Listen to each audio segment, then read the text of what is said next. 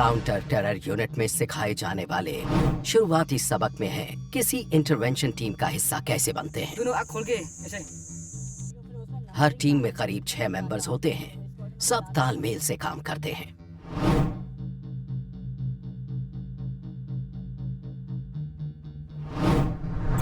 किसी भी counter terror force का पहला बिल्डिंग ब्लॉक होती है एक इंटरवेंशन टीम। हर मेंबर किसी खास हुनर में माहिर होता है। बाकी हुनर के साथ ही इनमें हैं डिमोलिशंस, कम्युनिकेशंस, मेडिसिन, स्नाइपर, मार्क्समैनशिप के हुनर। आमतौर पर इनकी मदद के लिए एनएसजी K9 स्क्वाड से एक डॉग और हैंडलर भी साथ रहता है। हर टीम मेंबर बैटल में 20 केजी से ज्यादा भारी किट और प्रोटेक्टिव गियर लेकर चलता है।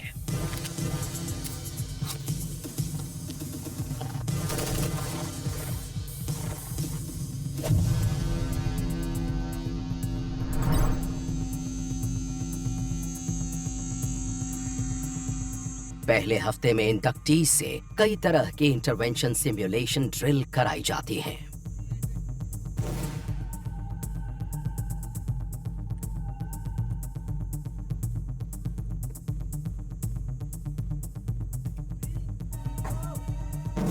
उनके ट्रेनिंग ऑफिसर उनकी हर हरकत पर बारीक नजर रखते हैं। हर मोड़ पर नए सरप्राइजेस पेश किए जाते हैं।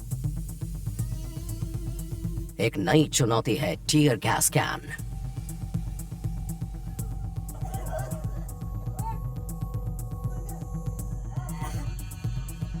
टीयर गैस आंखों में तेज जलन पैदा करती है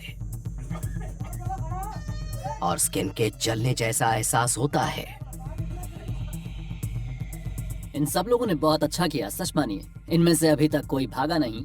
मैं कहूंगा कि इस पूरे ग्रुप में ही बहुत जोश भरा है। उसी दोपहर आगे उनके ट्रेनिंग ऑफिसर ने तोमर के लिए एक टीयर गैस कैन खोला। तोमर ने पहली बार वैसा कोई हथियार थामा था, लेकिन यह आखिरी बार नहीं होने वाला था। एनएसजी ट्रेनिंग पूरी मशक्कत मांगती है और ऐसा सिर्फ 2 पैरों वाले कमांडोज के लिए नहीं है। यहाँ 4 पैरों वाला भी एक पूरा कंटीजेंट है, K9 dog squad. NSG soldiers को ब्लैक कैट कमांडोज कहते हैं। यहाँ ब्लैक कैट्स और डॉग्स की पार्टनरशिप होती है।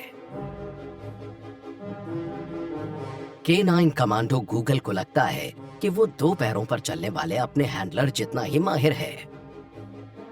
गूगल एक हाईली ट्रेन्ड स्निफर डॉग है। इसका काम है एयरक्राफ्ट के ओवरहेड लगेज रैक में विस्फोटकों का पता लगाना।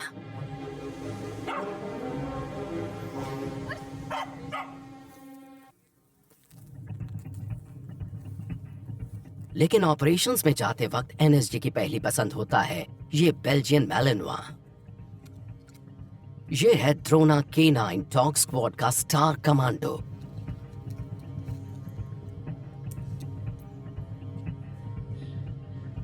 एक्शन में द्रोना पहला कमांडो होता है।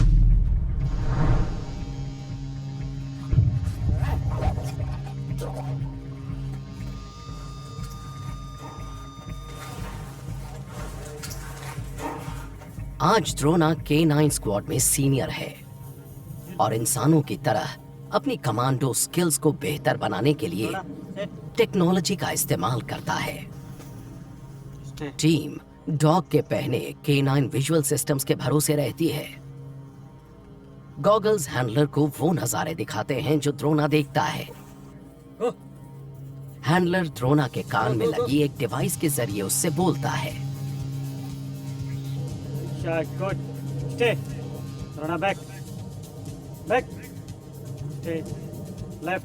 इस दूसरी एक्सरसाइज में द्रोना अपने हैंडलर की नजरों से दूर जाएगा, करीब 1 किलोमीटर दूर मौजूद एक टारगेट को दबोचने के लिए।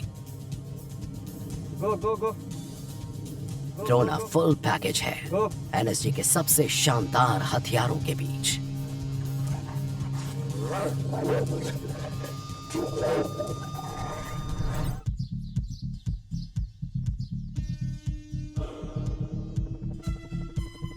नेशनल सिक्योरिटी गार्ड के दूर तक फैले ट्रेनिंग ग्राउंड्स में कमांडोज काउंटर टेररिज्म टैक्टिक्स को निखारते हैं।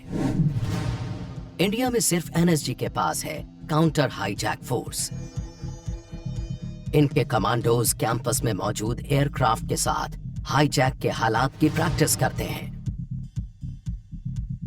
टाइमिंग सबसे अहम है। FIT move, MIT move, closer over.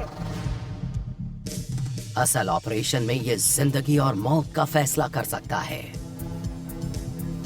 MIT go. कामयाबी मिलती है बेहद सटीक तालमेल से, वही सबसे अहम है।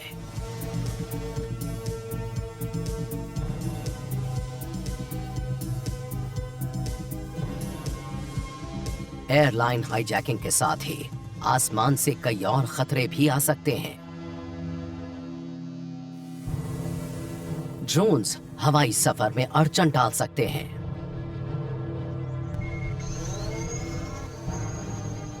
ये नारकोटिक्स और विस्फोटक भी डिलीवर कर सकते हैं या किसी हमले या सर्वेलेंस में मदद कर सकते हैं। 81 drone in range. 81 engage. ऐसी हरकतों से निपटने के लिए एनएसजी के पास कमांडोज और इक्विपमेंट दोनों हैं। ड्रोन किलर वेपन सिस्टम गोलियां नहीं दागता, बल्कि ये इनविजिबल रेडियो वेव्स छोड़ता है। ये कई तरह के अनमैन्ड एरियल व्हीकल्स को बेअसर कर देता है।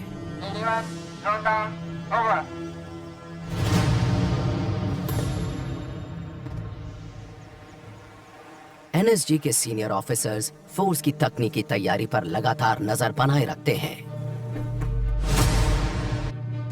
ये पक्का करते हैं कि काउंटर टेरर एक्टिविटीज के लिए सही किट साथ में हो।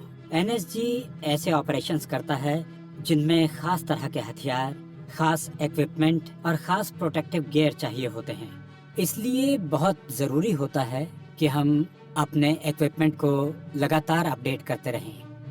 आज एनएसजी तमाम तरह के हालात के लिहाज से पूरी तरह से लैस और तैयार है। खास तो हमेशा मशीन के पीछे मौजूद इंसान ही होता है, लेकिन इक्विपमेंट भी बहुत अहम रोल प्ले करते हैं। एक नैनो सेकंड जितना फर्क भी जंग के दौरान जिंदगी और मौत का फैसला कर सकती है। तो कमांडो के पास सबसे बेहतरीन इक्विपमेंट हो तो ऑपरेशन में उनकी कामयाबी के आसार बढ़ जाते हैं, उनकी हिम्मत बढ़ जाती है, लड़ने की उनकी काबिलियत बहुत बढ़ जाती है। इसलिए जब वो लड़ने जाते हैं तो उनके पास जरूरत की हर चीज रहनी चाहिए। उन्हें कभी भी किसी चीज की कमी महसूस नहीं होनी चाहिए। एनएसजी काउंटर टेररिज्म फोर्स में इंडक्शन ट्रेनिंग पूरे जोरों पर है। ट्रेनर्स पसीना सूखने नहीं दे रहे। इस एक्सरसाइज का मकसद था आपका फिजिकल और मेंटल दोनों टेस्ट लेना। इंडक्टीज के सामने पहली चुनौती है 48 घंटे के फिजिकल और मेंटल स्ट्रेस से गुजरना, वो भी बिना रुके। उन्हें पूरे दिन कई तरह के टास्क दिए गए, यहाँ तक कि वो पूरी रात हरकत में रहे। अगली सुबह जवानों को बिना सोए 24 घंटे बीत चुके थे। उन्हें अभी 24 घंटे और हरकत में रहना था। थके होने के बावजूद मेरे अंदर हमारे अगले टास्क को लेकर जोश था, स्नाइपर राइफल फायर करना। लेकिन हमारे ट्रेनर्स को हमें तनाव में रखना था, इसलिए हमारे फायर करने से पहले उन्होंने हमसे 30 नकल पुशअप्स कराए। खड़े हो जाइए। मैं जिंदगी में पहली बार एक स्नाइपर राइफल चलाने वाला था। रिटेन लाइन पोजीशन, मैं चाहता था निशाना ठीक लगे। टेल भर। लेकिन पुशअप्स के बाद मेरी सांस अब भी फूली हुई थी। हाथ थोड़ा भी हिला तो निशाना नहीं लगेगा और टारगेट्स काफी दूर होते हैं। यहाँ पर हमारा टारगेट था 400 मीटर की दूरी पर।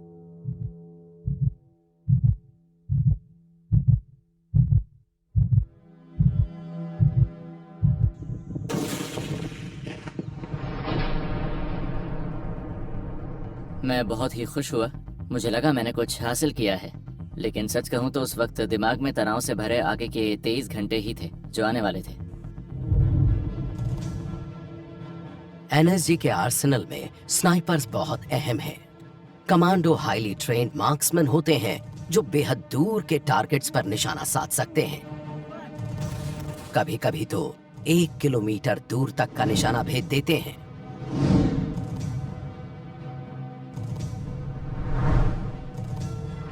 एनएसजी में state of the art shooting ranges commandos को अचूक निशानेबाज बना देती हैं।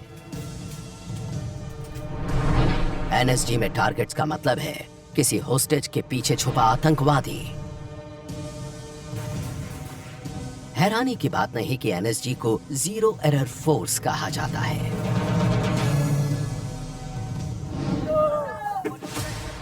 इस बीच इंडक्टीज 48 घंटे के स्ट्रेस टेस्ट से गुजरना जारी रखे हुए हैं। आप आगे चले जाओ, आगे चले जाओ। दूसरे दिन की दोपहर से पहले वो 40 डिग्री से ज्यादा के तापमान में टायर्स को पलट रहे हैं। मुझे याद नहीं उस टायर का वजन कितना था, लेकिन रात भर जागने के बाद करीब 800 मीटर तक उसे पलटते जाने में जान निकल गई। बदली करो साहब की बदली, साहब आप आगे हो जाओ। ये सोचकर और पसीना आ रहा था कि अभी 20 घंटे की कसरत और आगे है। निकलो, आगे निकलो। लेकिन ऐसे पलों में सबसे अच्छा होता है कि अगले टास्क पर ध्यान दिया जाए, न कि अपने आप को डिस्ट्रैक्ट किया जाए। शाम होने पर जवानों को एक छोटा सा ब्रेक दिया गया।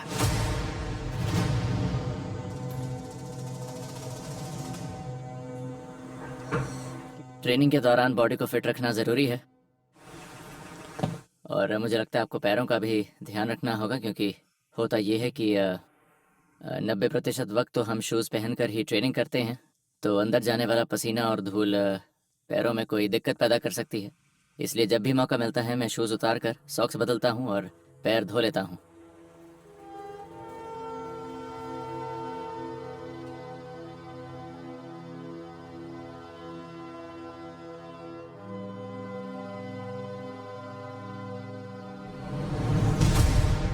इंसान की बॉडी किसी जादू से कम नहीं, इसे हद तक ले जाकर हैरत अंगेज काम किए जा सकते हैं। दूसरी रात तक हम बहुत थक चुके थे, लेकिन तब भी सब पूरी कोशिश कर रहे थे।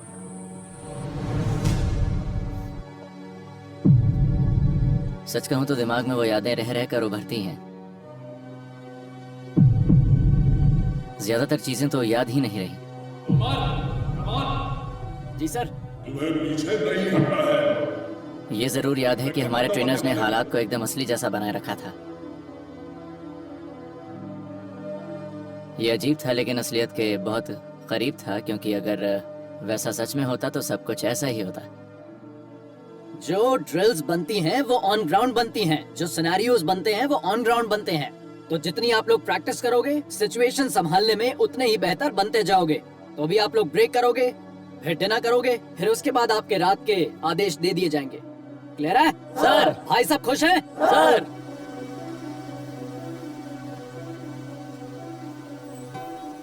अगर आप ऐसे हालात में होते हैं तो ऐसे ख्याल आपको दिमाग में आ ही जाते हैं। आपका ब्रेकिंग पॉइंट क्या है?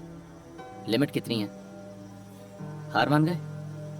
मुझे लगता है एक कमांडो बनने के लिए ज़रूरी है कि इन ख्यालों को दूर रखा जाए, ताकि आप एक फाइटर बन सकें।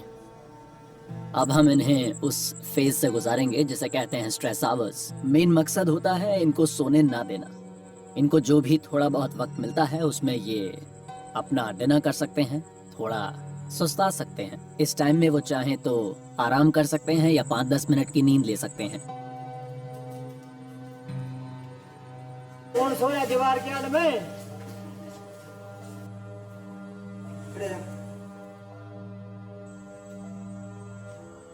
ऐसे पलों में मुझे अपनी फैमिली की याद आती है। मेरी बहन, उसका पहला बच्चा हुआ है जिसे मैंने अभी तक नहीं देखा, और मेरी बाइक की बहुत याद आती है। काश मेरी बाइक यहाँ होती और हमारे पास थोड़ा फ्री टाइम होता जिससे मैं बाइक राइड के लिए जा पाता। थोड़ा सा मज़ा तो हो ही जाता हमारे लिए। बाइक को मिस करता हूँ मैं। भोर में 3 बजे से एक्सरसाइजेस फिर से शुरू हो जाती हैं। आज सीपीटी पास हो जाएंगे सारे? अगर आज सीपीटी पास हो गए तो आज ब्रेक। 47 घंटे का स्ट्रेस पार हुआ। 1 घंटा और बचा है। फिजिकल ट्रेनिंग का पूरा 1 घंटा।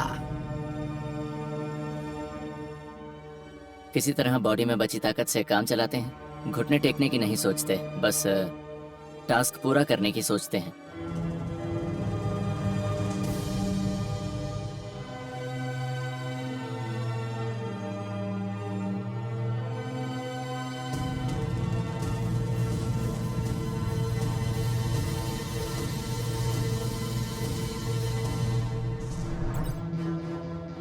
नेशनल सिक्योरिटी गार्ड ने ऑपरेशंस में खुद को साबित किया है, लगातार, बार बार। कामयाबी की ये राह आसान नहीं रही है।